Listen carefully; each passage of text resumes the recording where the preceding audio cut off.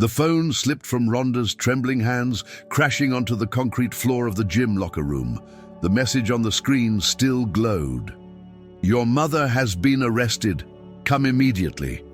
The woman who had dominated octagons around the world, who had made grown men tremble with her fierce gaze, now felt her knees buckle. This wasn't supposed to happen. Not now, not when everything seemed perfect. 3 hours earlier, Ronda had been signing autographs outside the American Kickboxing Academy in San Jose, California. Fans surrounded her, phones flashing, everyone wanting a piece of the legend. She smiled mechanically, her mind already focused on the upcoming training session. At 36, she was no longer the undefeated champion, but her passion for martial arts burned stronger than ever. "Miss Rousey, can you sign this for my daughter?" A middle-aged man extended a worn photo of Ronda from her Olympic judo days. "She says you're her hero." Ronda paused, studying the faded image. That young woman in the photo seemed like a stranger now. So much had changed since those days when her biggest worry was making weight for competitions. She signed carefully, adding a personal message. "Never give up on your dreams." If only she had known how prophetic those words would become. Inside the gym, her training partner Marcus was already warming up. They had been working together for 2 years, ever since Ronda decided to make a comeback attempt. Not to fighting, those days were behind her, but to coaching the next generation of female fighters. "You're late," Marcus grinned, tossing her a pair of gloves. "That's not like the Ronda Rousey I know."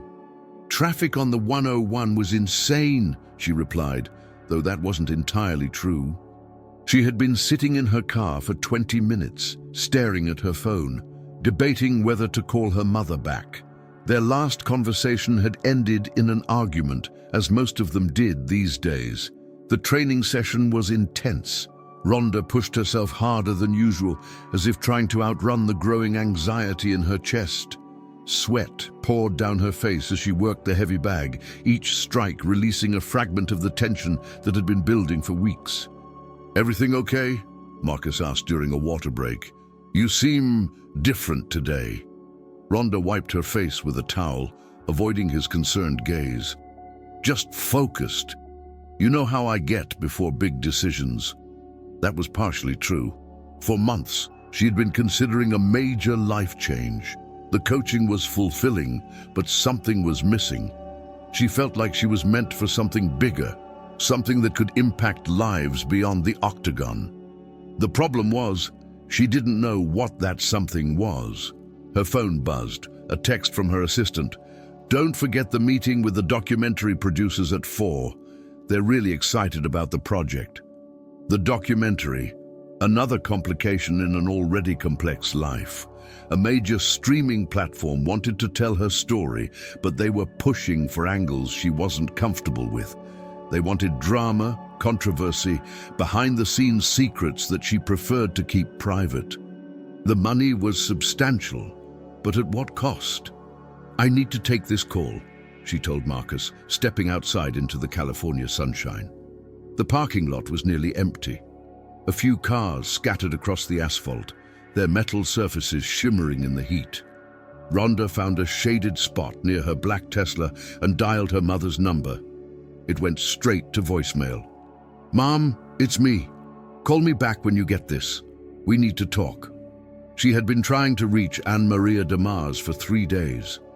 Their relationship had always been complicated. Her mother was brilliant, a pioneering computer programmer and the first American to win a world judo championship. But she was also stubborn, opinionated, and had a talent for getting into trouble with her outspoken views. The last time they spoke, Anne-Maria had mentioned something about a project she was working on, something that would expose the truth about corruption in sports organizations. Ronda had tried to dissuade her, knowing her mother's tendency to take things too far, but Anne-Maria had dismissed her concerns. "You worry too much, Ronda. Sometimes you have to fight for what's right, even if it's uncomfortable." Now, standing in that parking lot, Ronda felt a chill despite the warm afternoon. Her mother's words echoed in her mind, taking on a more ominous meaning. Back inside the gym, she tried to focus on training, but her concentration was shattered. Every few minutes she checked her phone. No messages, no missed calls. The silence was more unsettling than any bad news could have been. "That's enough for today," Marcus finally said, after Ronda missed an easy combination for the third time. "Your head's not in it." He was right. Ronda gathered her things, said goodbye to the other fighters, and headed to the locker room. The space was quiet, empty, except for the sound of water dripping from a leaky faucet. She sat on the wooden bench, finally allowing herself to acknowledge the fear that had been growing all day. Something was wrong. She could feel it in her bones, the same instinct that had served her so well in competition. The same feeling she had gotten the night before her first loss to Holly Holm, when she knew deep down that everything was about to change. Her phone rang. Unknown number. "Hello? Is this Ronda Rousey?" The voice was official, cold. "Yes, who is this?" "This is Detective Sarah Chen with the Los Angeles Police Department. I'm calling about your mother, Anne Maria de Mars." Ronda's heart stopped. "What about her? Is she okay?" "Ma'am, I need you to come down to the station immediately. Your mother has been arrested." The words hit her like a punch to the solar plexus. "Arrested? For what?" "I can't discuss the details over the phone. How soon can you be here?" Ronda looked around the empty locker room, her mind racing. I can be there in 2 hours, but please just tell me she's okay." "She's safe, Mom, but this is a serious matter. The sooner you can get here, the better." The line went dead. Ronda stared at the phone, her reflection caught in the black screen. The woman looking back at her seemed older somehow, as if the last 5 minutes had aged her years. She thought about calling her lawyer, her manager, someone who could help make sense of this nightmare. But first, she needed to understand what had happened. Her mother was many things, difficult, stubborn, uncompromising. But she wasn't a criminal. Or was she? The drive to Los Angeles felt endless. Traffic crawled along the freeway, giving Ronda too much time to think, to imagine worst-case scenarios. She tried calling her mother's friends, her colleagues, anyone who might have information. Most didn't answer. Those who did claimed to know nothing. By the time she reached the police station, the sun was setting, casting long shadows across the parking lot. The building was a stark, imposing structure that seemed designed to intimidate. Ronda had been in intimidating places before. Hostile arenas, foreign countries where crowds booed her every move, but this felt different. This was real life, not sport. Detective Chen was a small woman with sharp eyes and a no-nonsense demeanor. She led Ronda to a cramped interview room that smelled of stale coffee and desperation. "Your mother was arrested this morning on charges of computer fraud and theft of proprietary information," the detective began without preamble. "She's accused of hacking into the database of a major sports organization and stealing confidential documents." Ronda felt the room spin slightly. "That's impossible. My mother wouldn't." "The evidence is substantial, Miss Rousey. We found the stolen files on her personal computer, along with communications, indicating she planned to sell the information to journalists." "You don't understand," Ronda said, her voice rising. "My mother is a computer expert, yes, but she's not a thief. If she accessed those files, it was because she believed there was wrongdoing that needed to be exposed." Detective Chen's expression softened slightly. "I understand this is difficult, but the law is clear. Unauthorized access to computer systems is a felony, regardless of the motivation." Ronda slumped in her chair, the weight of the situation crushing down on her. Her mother, the woman who had taught her to fight for justice, was now facing serious criminal charges. The irony was devastating. "Can I see her?" "Visiting hours are over for today, but you can see her tomorrow morning. In the meantime, I suggest you contact a good criminal defense attorney." Walking out of the police station, Ronda felt like she was moving through a dream. The familiar world around her, the palm trees, the traffic, the distant sound of the ocean seemed foreign, as if she had stepped into an alternate reality where nothing made sense. Her phone buzzed constantly. News of her mother's arrest was already spreading. Her publicist, her agent, reporters, everyone wanted a statement, an explanation, a piece of the story. But Ronda had no answers. She barely understood what was happening herself. That night, alone in her Malibu home, she sat on her deck overlooking the Pacific Ocean. The waves crashed rhythmically against the shore, a sound that usually brought her peace. Tonight, it felt like a countdown to disaster. She thought about her career, her reputation, everything she had built over the years. Would this scandal destroy it all? More importantly, she thought about her mother sitting in a jail cell, probably scared and alone despite her tough exterior. Ronda had always been a fighter, but this was a battle she didn't know how to win. There was no opponent to face, no clear strategy to employ, just a complex web of legal issues and family loyalty that threatened to entangle everything she held dear. Her phone rang. Her manager. "Ronda, we need to talk. The documentary deal. They want to know if this changes anything, and there are already rumors that your coaching position might be affected." "Not now, David. I can't think about that right now. I understand, but we need to control the narrative. This could either destroy your career, or if we handle it right, it could actually help. The public loves a redemption story, a family standing together against adversity." Ronda hung up without responding. The idea of turning her mother's arrest into a publicity opportunity made her sick. Some things were more important than career advancement. But as she sat there in the darkness, watching the lights of distant ships on the horizon, she realized that David might be right about one thing. This situation would define her one way or another. The question was, what kind of person did she want to be when it was over? If you're as shocked as I am by this incredible turn of events, make sure to subscribe and hit that notification bell so you don't miss what happens next. And please, drop a comment below. What do you think Ronda should do? Should she stand by her mother no matter what, or protect her own career? Your thoughts could help shape how this story unfolds. The next morning, Ronda arrived at the jail early, before visiting hours officially began. She had barely slept, spending most of the night researching criminal defense attorneys and trying to understand the charges against her mother. The legal jargon was confusing, but one thing was clear. Anne Maria was facing serious prison time if convicted. The visiting room was a sterile, depressing space filled with plastic chairs and the constant hum of fluorescent lights.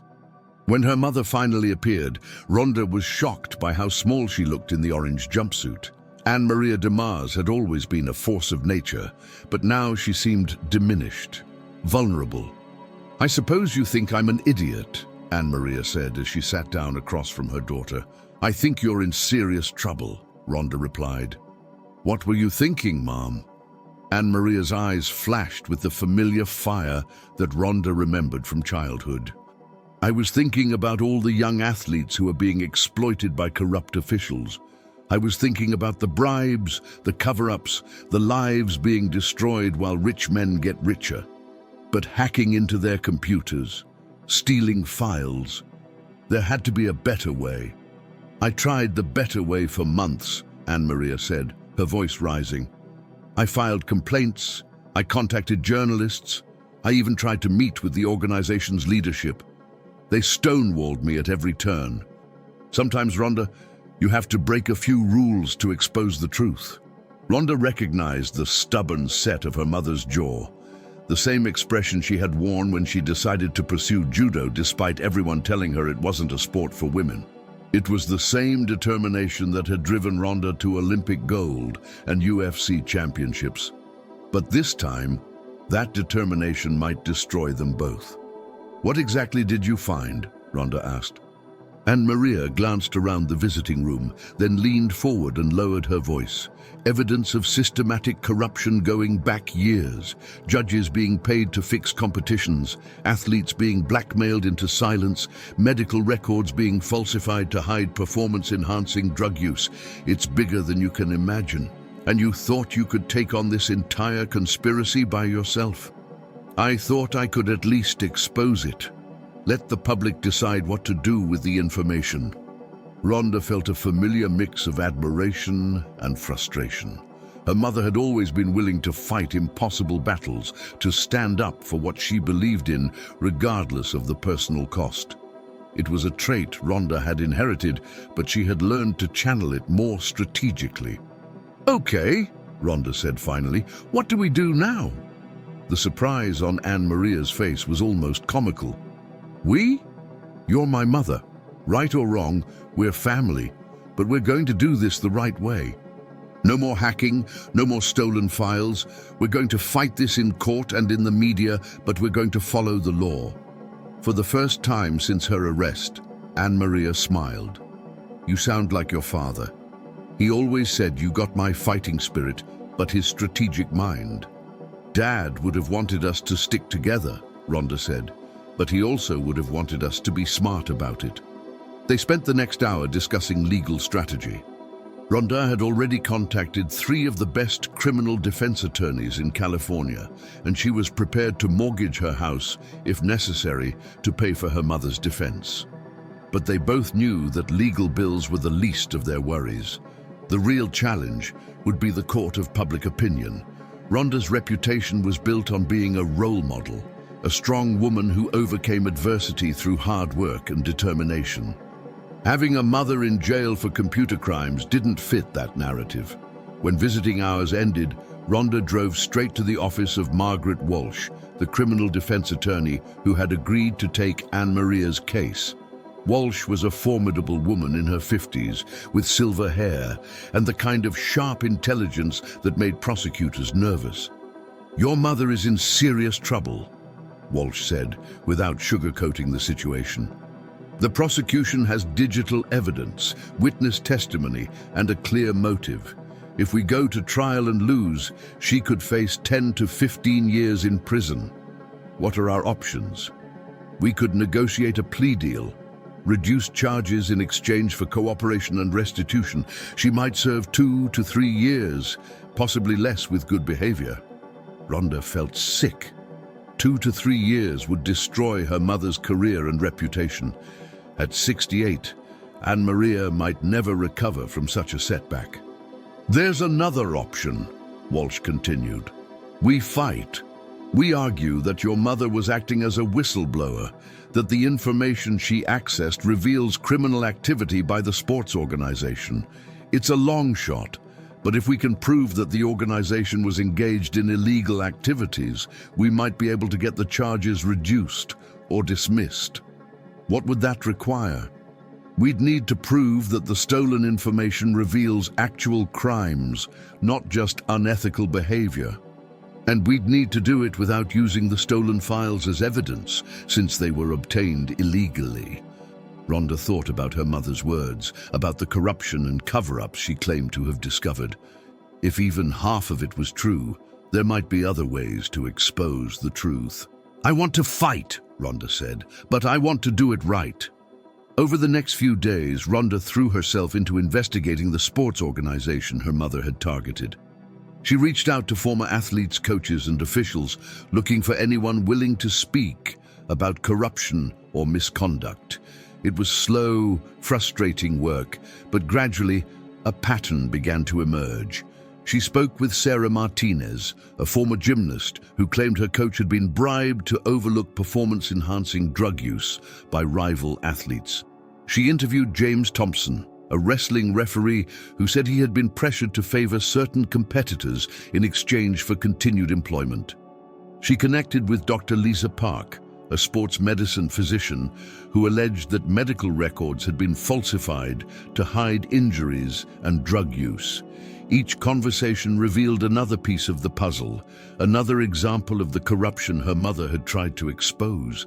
But getting these people to go public was another matter entirely. They were afraid of lawsuits, career retaliation, and personal attacks.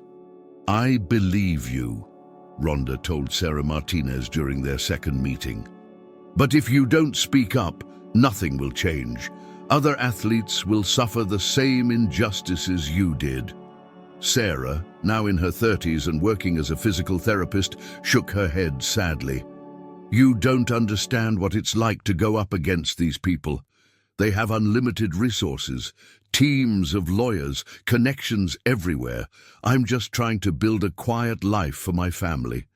It was the same response Ronda heard from most of the potential witnesses. They wanted the corruption exposed, but they weren't willing to risk their own security to make it happen. She began to understand why her mother had felt compelled to take such drastic action. Meanwhile, the media attention was intensifying. Reporters camped outside Ronda's house, her gym, and the jail where her mother was being held. The story had everything the press loved: a celebrity family, criminal charges, and hints of a larger scandal. Ronda's phone rang constantly with interview requests, but she declined them all, following her attorney's advice to stay silent until they had a clear strategy. The documentary producers were getting impatient. They wanted to incorporate the arrest into their film, to turn it into a dramatic centerpiece of Ronda's story. When she refused, they threatened to cancel the project entirely. "This could be the most compelling documentary ever made," the producer argued during a tense phone call. A daughter fighting to clear her mother's name while exposing corruption in professional sports. "It's perfect." "It's my life, not entertainment," Ronda replied, "and I won't exploit my mother's situation for your profit." But she was beginning to realize that the documentary might actually be a powerful tool for exposing the truth. If she could control the narrative, ensure that the focus remained on the corruption rather than the sensational aspects of the arrest, it might help both her mother's case and the broader cause of reform in sports organizations. 2 weeks after her mother's arrest, Ronda made a decision that would change everything. She called a press conference. The room was packed with reporters, cameras, and curious onlookers. Ronda had spent hours preparing her statement, working with Margaret Walsh to ensure that nothing she said would harm her mother's legal case. "I'm here today to talk about my mother, Anne-Maria de Mars, and the charges that have been filed against her," Ronda began, her voice steady despite the chaos of flashing cameras. "My mother is not a criminal. She is a woman who saw injustice and felt compelled to act." She went on to outline the allegations of corruption that her mother had been investigating, carefully avoiding any mention of the stolen files or specific evidence. Instead, she focused on the broader pattern of misconduct that she had uncovered through her own legal investigations. "I'm calling on the sports organization in question to open their books, to allow an independent investigation of their practices, and to answer the serious questions that have been raised about their conduct," she continued. "If they have nothing to hide, they should welcome the opportunity to clear their name." The questions from reporters were aggressive, probing, designed to elicit emotional responses or controversial statements. But Ronda had learned from years of post-fight interviews how to stay on message, how to deflect without appearing evasive. "Will you be supporting your mother financially during her legal battle?" one reporter asked. "I will do everything in my power to ensure that my mother receives a fair trial and competent legal representation," Ronda replied. "Are you concerned about how this will affect your own career and reputation?" "My reputation is based on fighting for what I believe in. I believe in my mother, and I believe in the importance of exposing corruption wherever it exists." The press conference lasted 45 minutes. When it was over, Ronda felt drained but oddly relieved. For the first time since her mother's arrest, she felt like she was taking positive action rather than simply reacting to events. The response was immediate and polarized. Some praised her loyalty and courage, calling her a role model for standing by her family. Others criticized her for defending criminal behavior and suggested that her mother's actions had tainted her own reputation. But the most significant response came from an unexpected source. 3 days after the press conference, Dr. Lisa Park called Ronda's attorney. "I saw the press conference," she said. "I've been thinking about what Ronda said, about the importance of speaking up. I'm ready to go public with what I know." Within a week, 2 other potential witnesses had come forward. The momentum was building, and suddenly the focus was shifting from Anne Maria's alleged crimes to the corruption she had been trying to expose. Margaret Walsh was cautiously optimistic. "We're still a long way from getting the charges dropped," she warned. "But if we can build a strong enough case for whistleblower protection, we might be able to negotiate a much better plea deal." Ronda threw herself into the investigation with the same intensity she had once brought to training for championship fights. She hired a private investigator, coordinated with journalists who were now taking the corruption allegations seriously, and worked tirelessly to build a coalition of athletes and officials willing to speak out. The work was exhausting and often discouraging. For every person who agreed to come forward, 3 others backed down at the last minute. Legal threats from the sports organization were constant, and Ronda found herself spending more on lawyers than she had ever imagined possible. But slowly, the truth began to emerge. Documents that had been legally obtained through Freedom of Information requests corroborated many of the allegations. Former employees of the sports organization began speaking anonymously to reporters. A pattern of corruption and cover-ups, stretching back decades, became increasingly difficult to deny. The breakthrough came 6 weeks after Anne Maria's arrest. A former executive of the sports organization, facing his own legal troubles in an unrelated case, agreed to cooperate with federal investigators in exchange for leniency. His testimony provided the missing piece of the puzzle, confirming many of the allegations that Anne Maria had been investigating. "This changes everything," Margaret Walsh told Ronda during an emergency meeting. "With this executive's testimony, we can argue that your mother was acting in the public interest when she accessed those files. The prosecution is going to have a much harder time portraying her as a simple criminal." The sports organization, facing mounting pressure from the media, law enforcement, and their own sponsors, announced that they would be conducting an internal investigation and implementing new oversight procedures. It wasn't the complete vindication that Ronda had hoped for, but it was a significant step forward. More importantly, the prosecution agreed to negotiate. Instead of the original charges that could have resulted in 15 years in prison, Anne Maria was offered a plea deal for a single misdemeanor count of unauthorized computer access. She would serve 6 months of house arrest and perform community service, but she would avoid prison time and maintain her professional reputation. "It's not perfect," Margaret Walsh explained. "She'll still have a criminal record, but given where we started, this is an incredible outcome." Anne Maria was released on bail pending her plea hearing. When Ronda picked her up from jail, her mother looked older, but somehow more at peace than she had in years. "I'm proud of what you did," Anne Maria said as they drove through the streets of Los Angeles. "You fought smarter than I did, but you fought just as hard." "We're not done yet," Ronda replied. "The plea deal is just the beginning. Now we make sure that the reforms actually happen, that the corruption you exposed leads to real change." They drove in comfortable silence for a while, both lost in their own thoughts. The ordeal had changed them both, had forced them to confront difficult questions about justice, family loyalty, and the price of doing what's right. "There's something I need to tell you," Anne-Maria said as they pulled into Ronda's driveway. "The documentary producers called me. They want to interview me for their film." Ronda turned off the engine and looked at her mother. "What did you tell them?" "I told them I'd think about it, but I wanted to talk to you first. This is your story too, and I won't do anything that makes you uncomfortable." Ronda considered the question carefully. The documentary could be a powerful platform for continuing their fight against corruption, for ensuring that her mother's sacrifice led to meaningful change. But it could also turn their personal struggle into public entertainment. "Let's do it," she said finally. "But we do it our way. We control the narrative.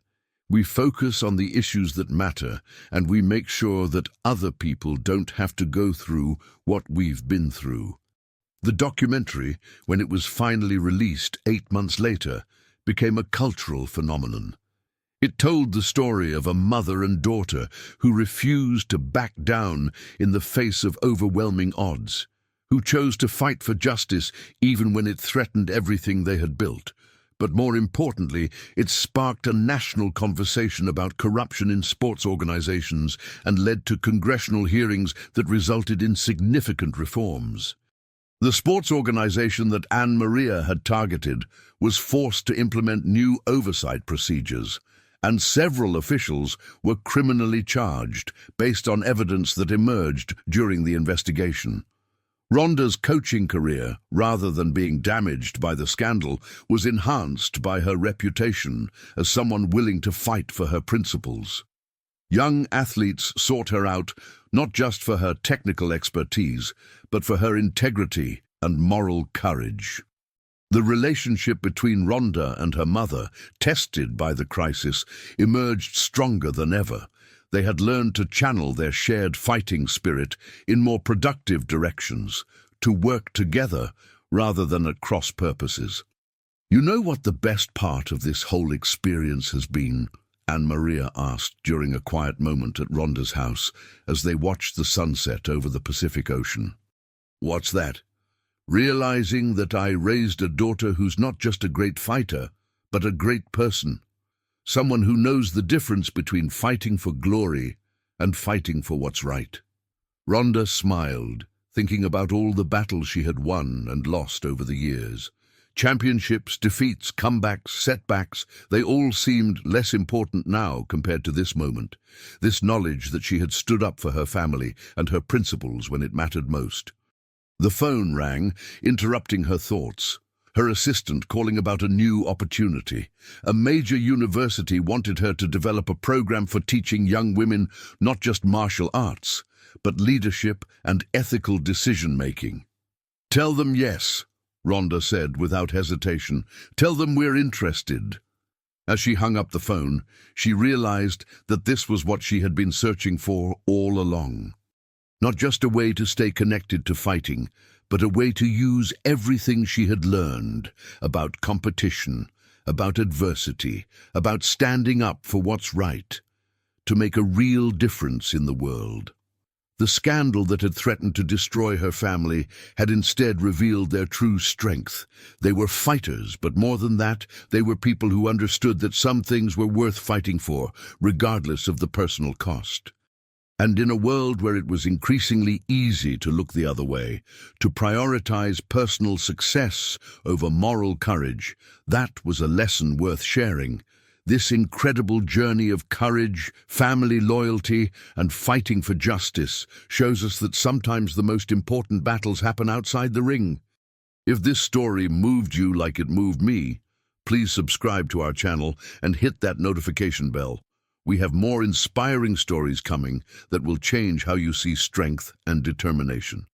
And don't forget to like this video and share it with someone who needs to hear this message today.